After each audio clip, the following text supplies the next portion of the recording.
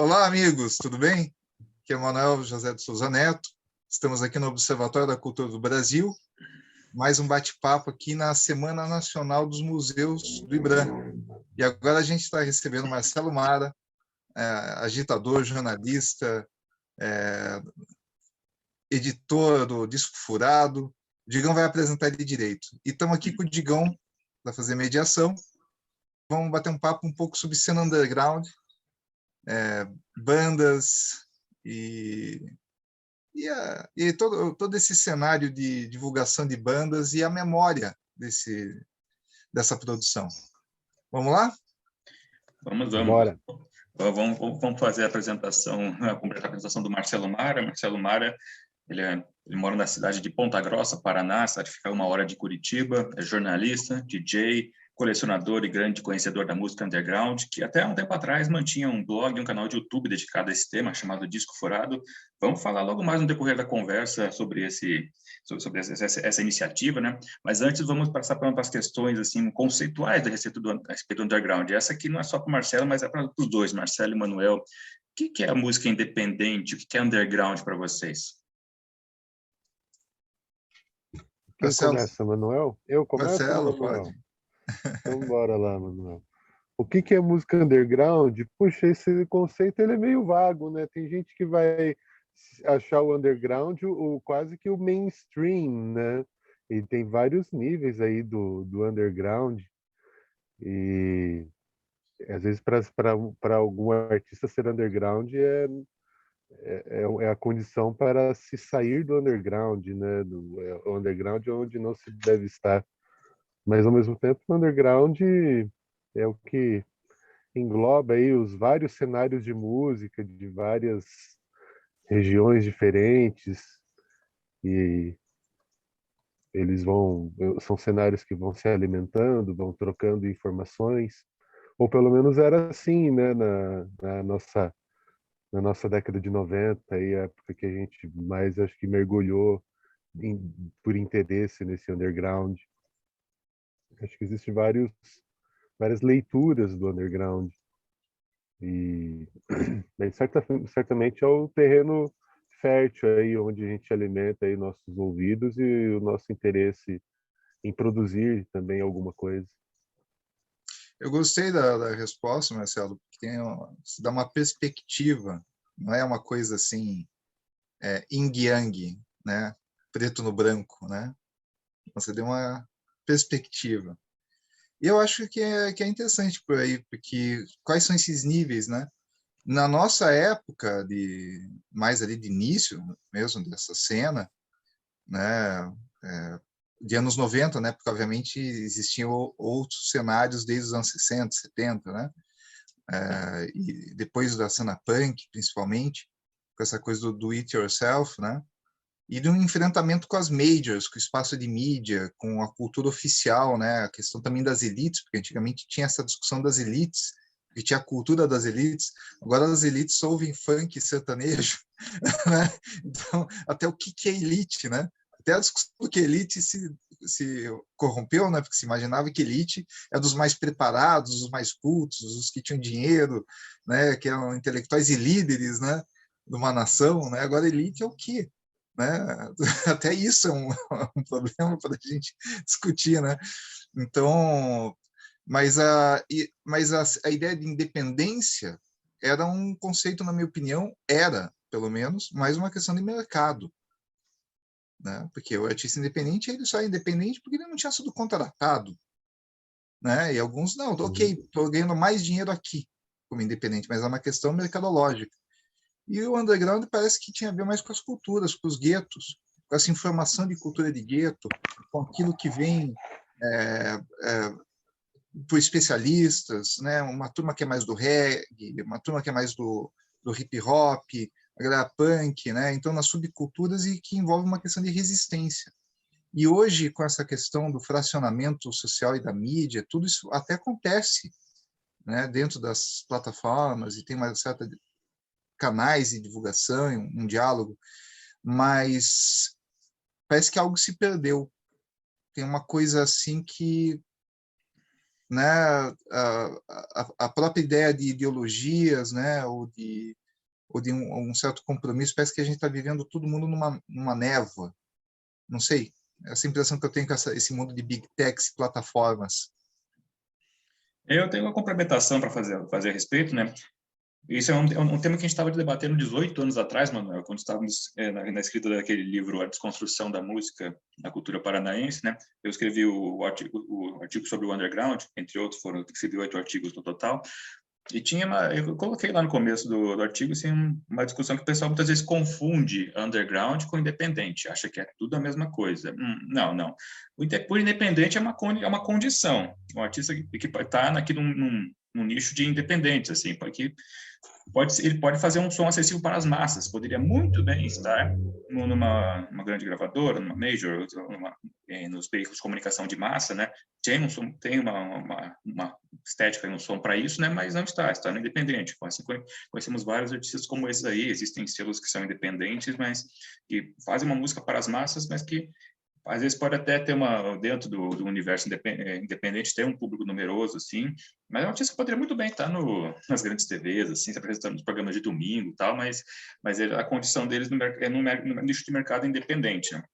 Agora, por underground, aí é uma questão mais estética, aquele tipo de música, sabe, que não é para as massas, não é para todo tipo de pessoa que vai curtir, né? Você não vai ser aquele música que sua mãe, sua irmã vão gostar. Assim, bom, eu paro do princípio que a minha família, assim, eles são aqueles a música do rádio, no caso a música que está bombando nos streamings, a música que está lá do programa de domingo da televisão, né? Aí esse negócio do underground é muito estranho para eles, assim, eu tomo como régua isso, a minha família, né? Mas existem casos assim que pode ter um artista que tem uma estética nitidamente underground, não é para as massas, mas que é contratado para o grande gravador e continua lá. E tem boa visibilidade, o clipe rolando com bastante assim, na MTV, nos anos 90. Um bom exemplo é o Sonic Youth. Sonic Youth é que, por mais que estivesse assim, numa gravadora independente, tava lá fazendo aquele seu som ruidoso, assim, que não é para as massas, né?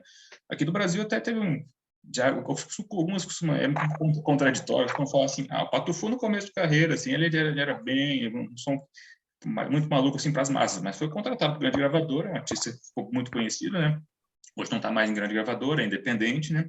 Mantém aquela estética, né?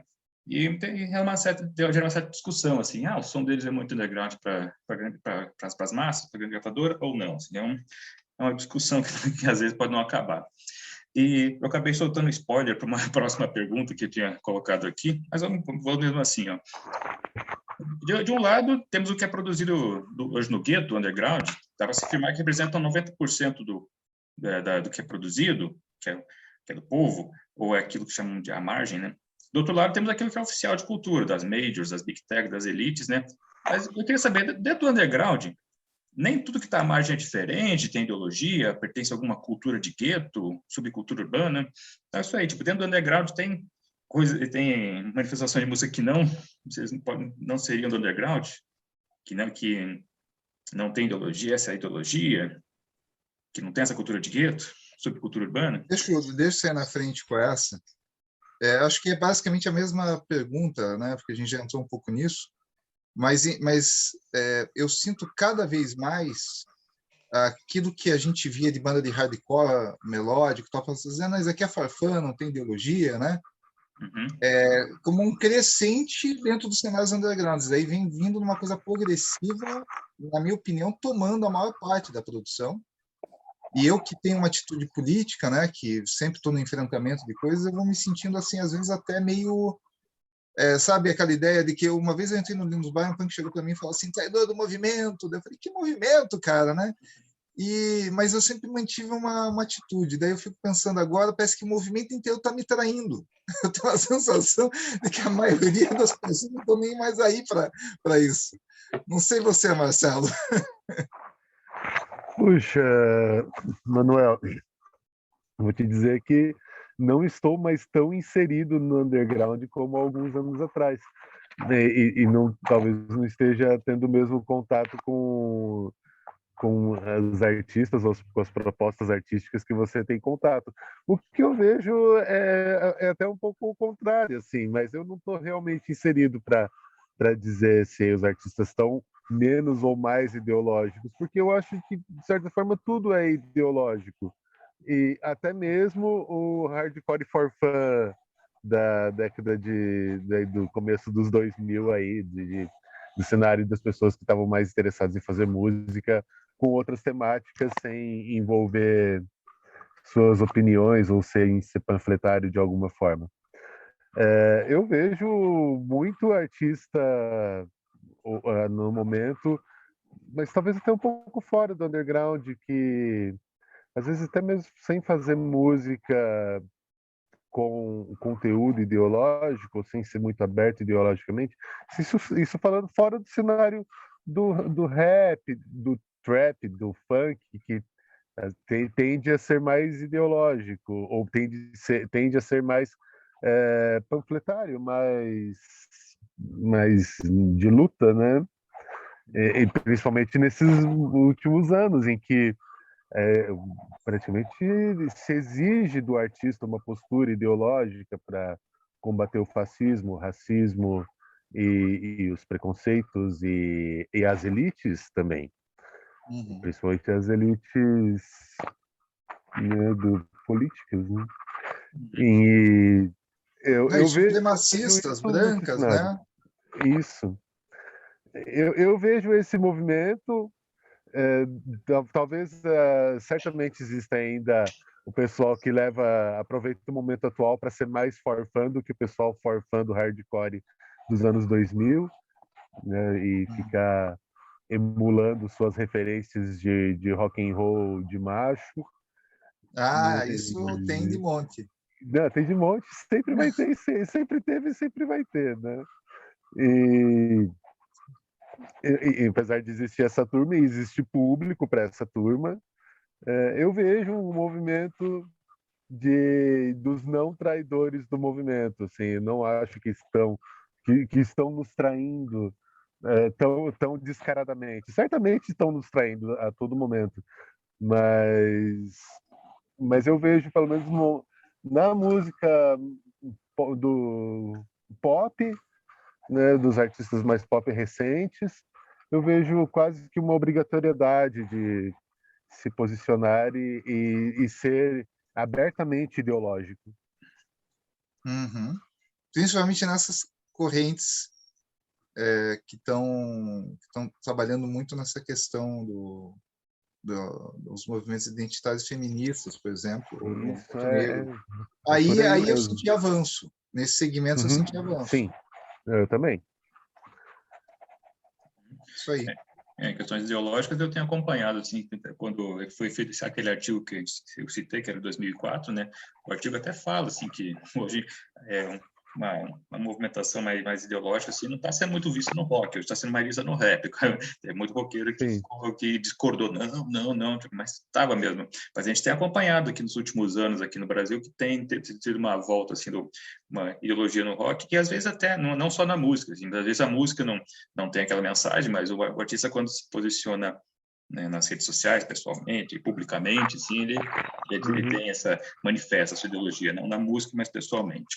Ok, mas vamos aqui para a próxima questão aqui. Quero saber sobre pesquisa na música. Quais os desafios, né, dentro dessa nossa memória do desconhecido, né, no underground, quais os desafios de pesquisa em música, dessas músicas que não são conhecidas pelas massas? Manuel, pode começar, não sei. Começa, Manuel. Começa, tá bom. Puxa, eu acho que tanta música sendo produzida, é tanta, né? E agora falando de nicho, né? Estou falando da Chris Anderson, né? Que é a cauda longa, né? Então tem caudas longas dentro dos nichos. Então tem aquilo que dá pico, que fica mais conhecido em cada segmento, né? E daí você tem as suas redes para dialogar, é um facilitador hoje em dia, né? Antigamente era cartinha, demorava mais, né? Então está bem mais acelerado, mas ao mesmo tempo é uma nuvem, né? Tem plataforma aí que já passou de 300 milhões de músicas, né? E fora que é colocado 2 bilhões de vídeos ao ano plataformas de vídeo.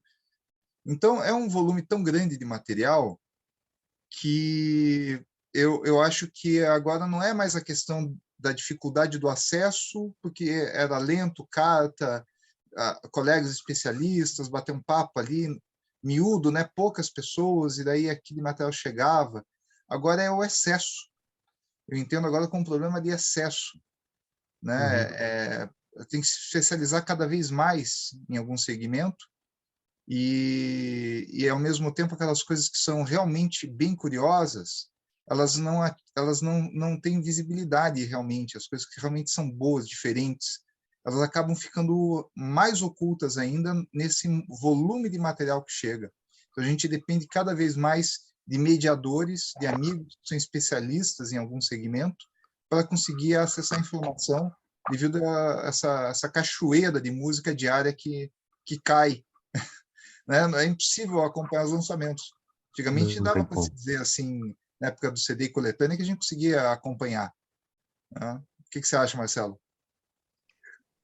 Eu já. O volume é tão grande, a demanda aí, que eu já desisti, assim. Eu não tento mais me atualizar, não. Eu vou em alguns canais específicos ali, principalmente agora aí nas plataformas de streaming, vou nos podcasts aí para conhecer alguma coisa, mas tenho de receber essa informação de alguém, assim. Eu não consigo mais mergulhar nessa piscina aí cheia de MP3 e escolher alguma coisa aí boa e pescar alguma coisa, não dá mais, assim, preciso de ter um intermediário aí para me apresentar as coisas, porque o volume é muito grande. E de certa forma eu sempre precisei de intermediários, porque eu gostava da mídia impressa, então essa essa parte ainda para mim ainda funciona do mesmo jeito, assim. Só que é bem mais difícil agora, assim. Agora a demanda é muito grande. Não, eu posso até usar o serviço aqui. Eu hoje mesmo estava usando o SoulSeek aqui para baixar um álbum aqui para ouvir na viagem e estava pensando assim, puxa, mas qual álbum, né? O que que eu vou conseguir baixar rápido agora? A velocidade para baixar é gigante, não é mais um problema de demorar para essa informação chegar até a gente. O problema agora é a seleção disso daí. E, quando eu vi isso, eu fiquei pensando, até voltando lá na nossa primeira pergunta, lá do underground, eu fico assim, meu, mas o que é ser underground no Spotify, né, nas plataformas? Porque daí, ao mesmo tempo, vai ser, puxa, quase 95% vai ser underground, né, e 5% vai ser o hype do momento e em breve pode voltar a ser underground ou ser underground pela primeira vez, enfim. E eu fico pensando que tem bandas que não que se incomodam até com a condição do underground, né? Tem as bandas de crust punk que estão no Spotify, estão no Deezer, mas não querem frequentar nem o cenário underground. O cenário underground já é o ser traidor do movimento, frequentar o cenário underground ou ser underground de alguma forma, porque os caras querem ser o niilismo, né? Eu não pertenço a nenhum nicho, apesar de ser um termo mais voltado ao mercado, mas não pertenço nem ao nicho de público, nem dentro do movimento, nem dentro das bandas e do público punk, né? Que é um pessoal bem radical. E Ah, existe ainda, né?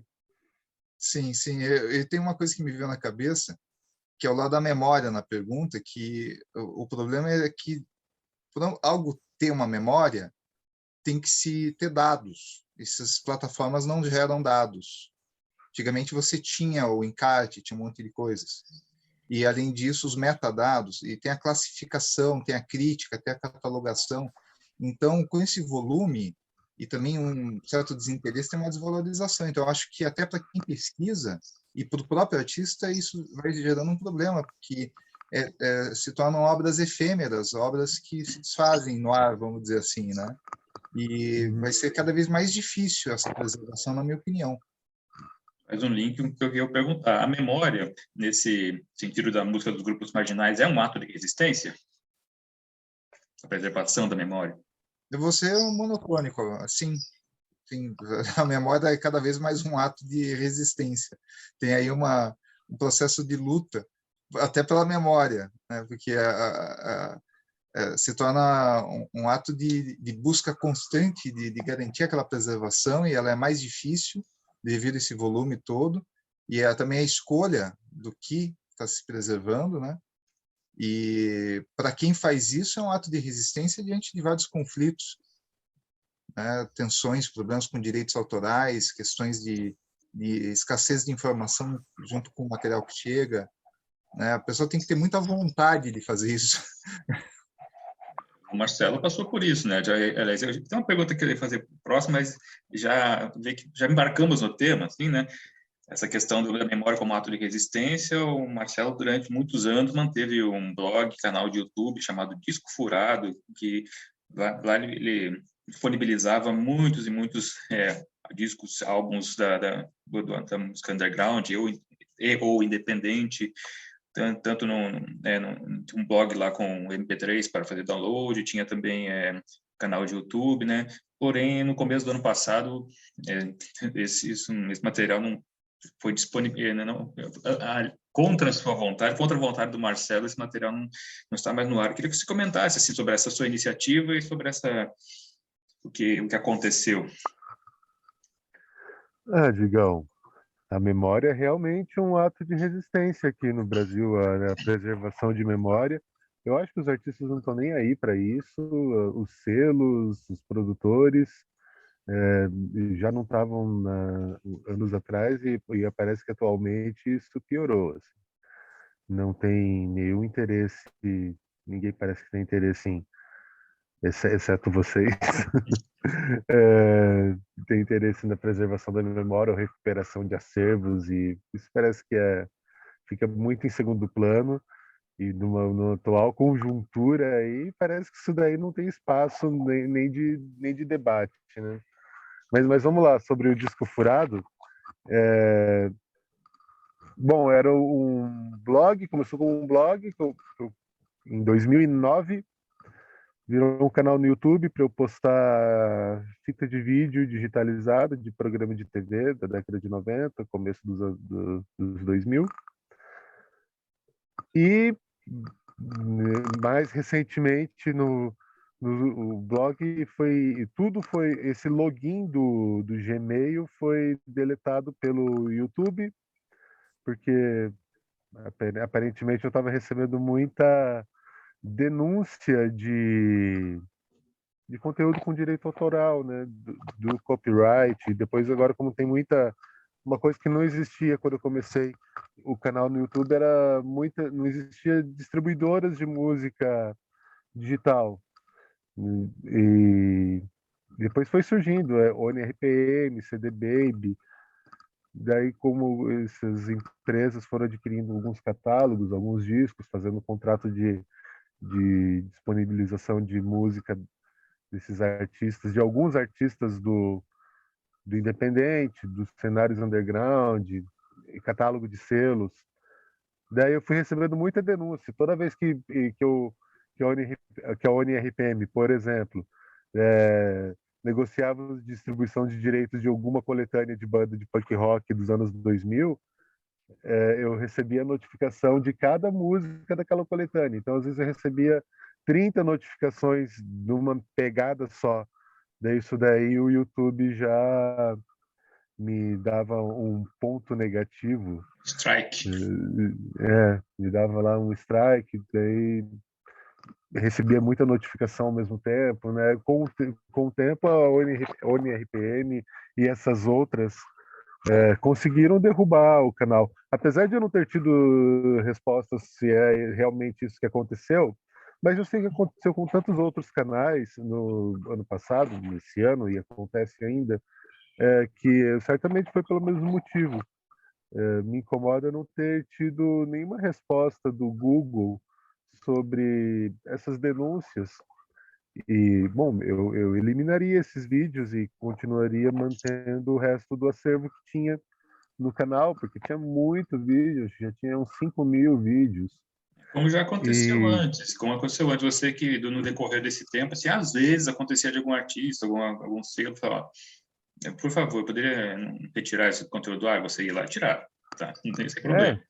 Uhum. Não, aconteceu isso, eu ia lá e tirava, não tem problema. Às vezes o próprio artista não gosta daquela demotape, e assim vai, né? Não tem problema. Mas eu não vou começar isso daí de novo mais, não. Eu larguei mão, ainda tenho boa parte desse acervo principalmente os vídeos, os álbuns, ainda tenho isso aqui nos originais. Muita coisa não está digitalizada, a digitalização só estava no YouTube mesmo. Mas não vou começar a fazer isso de novo porque eu vou receber um strike de novo. E dessa vez, a primeira vez eu fiquei 12 anos, agora eu sei que vou ficar bem menos, né? Então, Sabe, deixa pra lá. Marcelo, eu não sei, eu acho que com o mundo multipolar vai dar para criar algum portal na China ou na Rússia em breve. Aí a gente migra todo mundo para um site russo, assim, e tá tudo bem. Aham, Porque realmente virou uma coisa chata, veja. O Digão sabe disso. Quando você postou o material da Mais Records, disso que a gente fez, eu mandei uma mensagem para o Digão comemorando. Eu sou dono do selo, eu fiquei comemorando. Eu falei para ele, cara, o cara postou lá, tal, fiquei feliz. Então, é uma coisa que eu não entendo. Um artista ou uma editora que vê um trabalho desse, de preservação, de divulgação ali, e a pessoa querer reclamar disso, sabe? Isso foi bem ofensivo para mim. Ele estava disponível para a gente, quando chegava algum pedido assim, cara, que coletânea Lototó eu queria adquirir, ó. Não tem mais, está fora de catálogo há anos, mas vai lá, ó, Você quer ouvir? vou te dar o link aqui do blog do Disco Furado, assim, vai lá e baixa. A gente indicava você. Então, quer dizer, isso Agora nem explica, tem né? mais. Então, acho que muita gente tem essa sensação, né? E para nós todos foi uma surpresa negativa aí o que os caras fizeram. Mas vamos ver se a gente acha uma solução para todo mundo na Rússia. Vamos, acho uma boa ideia, Manuel. Vamos ver, assim. Gente, eu queria saber sobre a internet. A internet aproximou as redes underground ou essas redes já existiam pré-internet? Eu acho que a gente estava num bate-papo esses tempos que alguém comentou isso, que a gente era a pré-rede, né? A network, Eu essa estou coisa tentando de lembrar fanzine, quem que escreveu. carta, mandar os materiais de propaganda, né? Agora, eu acho que aproximou, mas também com uma maior segmentação e a desterritorialização das cenas, que elas já não estão mais os vários segmentos se encontrando nos bares, nos locais, né? Porque o que aconteceu na internet também impactou no mundo social real, né? Orgânico. As pessoas estão mais divididas, na minha opinião. Só que estão mais unidas lá nos seus nichos, seus segmentos. É o que eu entendo. Eu vejo por aí também, Manuel. Mas eu acho que isso é sempre muito falado, mas não tem como não pensar nisso. Os nossos pontos de união ali, que fez a gente convergir, por exemplo, eu fui conhecer Manuel e Digão 10 anos depois de eu ver material do Manuel e do Digão no Caderno Fã da Gazeta do Povo. Então, de certa forma, isso daí era o que era o meu ponto de união ali, ó. Não nos conhecemos pessoalmente, mas eu os conheço daqui. E ao mesmo tempo que todo mundo conhecia o Leonardo Panso, do Rio de Janeiro. E esses eram os nossos pontos de interseção ali. A gente troca uma carta aqui, colocamos um monte de flyer dentro, um monte de contato de outras pessoas, e ali ia formando uma rede. Né? A gente, depois nos meios virtuais, eu acho que foi uma maravilha, né? A gente se reencontrar numa plataforma que a gente não precisava comprar selo para usar. Mas hoje eu vejo também dessa forma, Manuel. Isso aí está meio pulverizado, mas ao mesmo tempo nos nichos essas pessoas ainda frequentam, né? E de certa forma aproximou muito. Muitas vezes você tinha contato com a pessoa por carta ou teria que fazer um telefonema, muitas vezes interurbano para falar com a pessoa. Eu fiz muito disso aí. Mas hoje com a também. internet, tipo, tem lá no meu WhatsApp as pessoas lá, muitas vezes, assim, eu posso só mandar uma mensagem, já tá bem mais próximo. Não, tá muito. A minha filha queria exibir um documentário feito no Nordeste de protestos e estava tentando contato. Daí, enquanto estava falando com ela no telefone, eu já achei o cara, escrevi para o cara me respondeu, consegui autorização de exibição do filme na Itália. Passei os links para ela na Itália, ela exibiu lá num clube, num cineclube na Itália. Quer dizer, assim, num telefonema. Né? Eu já consegui a liberação na hora. Então, isso realmente... Antigamente a gente ficava semanas, cartinha, para conseguir contato. Eu escrever para alguém para pedir o contato de outro. Não era fácil. Ótimo exemplo. Gente, bom, Marcelo Mara é colecionador, né? Todos nós que somos, né? Mas para além do colecionismo, as pesquisas e acervos underground têm qual relevância? Se o Manuel quiser começar, né? Vou responder essa aqui, Tá. Manuel. Eu não sei, às vezes eu acho que é só satisfação de ego de colecionador, assim, eu tenho, você não tem. Mas existe algo além, né? Existe a preservação a partir disso, né? Muito material aí eu consegui com outros colecionadores, sei que são coisas difíceis de achar, mas a minha intenção com isso daí é sempre deixar isso público. Eu não quero ficar guardando nada comigo claro, existe a coleção.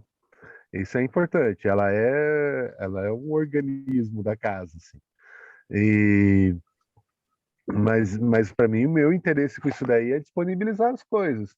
Tanto que depois que o Disco Furado saiu do ar, eu parei de adquirir alguns acervos, porque eu não estou com muita finalidade para isso, sabe? Então não vou comprar uma coleção de fita de demotape agora, porque, né, eu não eu posso ouvir, posso descobrir coisas legais ali, mas o meu interesse realmente nisso daí é tornar público. Porque apesar de ter tido problemas com essas editoras de atuais de música distribuidora de música digital, a melhor parte é essa parte que o Manuel falou aí. O cara postou lá a coletânea do meu selo, o cara postou o demotape da minha banda, que nem eu tenho mais, e sempre 95% da resposta que eu tive fazendo esse trabalho de recuperação aí de acervos, 95% a resposta é positiva e alimenta essa vontade de continuar fazendo. Os 5% é o que derrubaram o canal, assim. Mas eu acho importante ter aí colecionadores, colecionadoras, gente interessada em ir atrás de fanzine, digitalizar esse material. Importante a digitalização e a disponibilização disso. Agora, se tivesse uma organização em cima desse material aí, que a gente pudesse pelo menos uma garantia de que ele estaria sempre disponível aí nos meios digitais, seria melhor.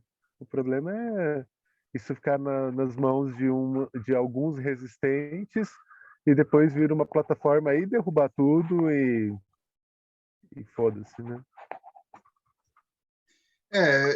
Eu considero relevante essas questões e concordo com você, Marcelo. O importante para pessoas como nós é tornar isso público. O Digão sabe que o acervo que a gente está montando aqui, a intenção é deixar ele, inclusive, em salas públicas, né? Então, o investimento tem sido feito de forma privada, mas isso vai ser doado em algum momento. A gente só está estudando as questões de digitalização, indexação e a garantia de que o material se torne acessível. Porque é muito normal também você doar para o poder público e isso ficar encaixotado em algum lugar.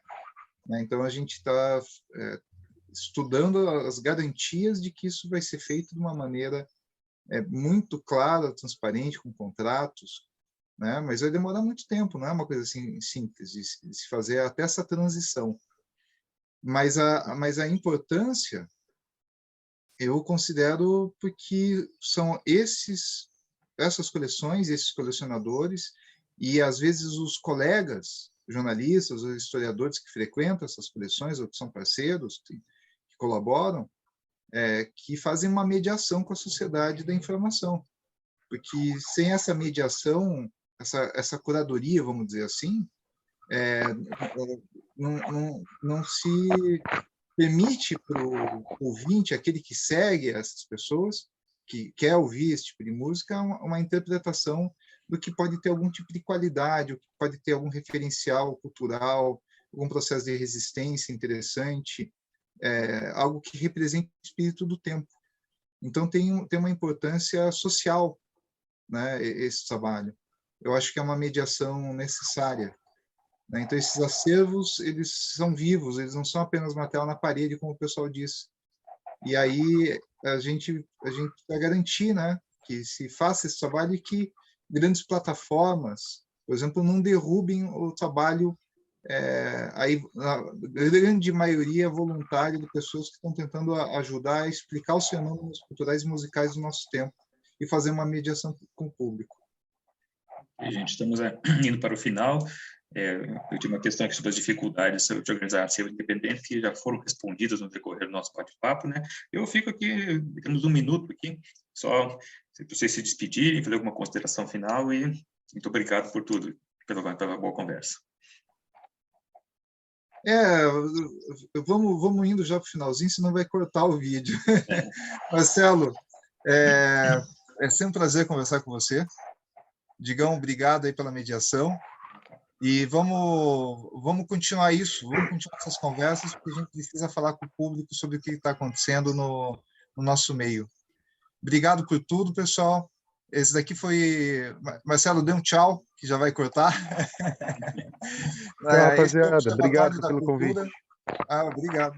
Esse foi o Observatório da Cultura do Brasil. Nós estamos aqui na Semana Nacional dos Museus do IBRAM, em parceria com a Fonoteca da Música Paranense e o Musim. Obrigado por tudo aí, o bate-papo foi ótimo. Obrigado, Digão. Obrigado, Manuel.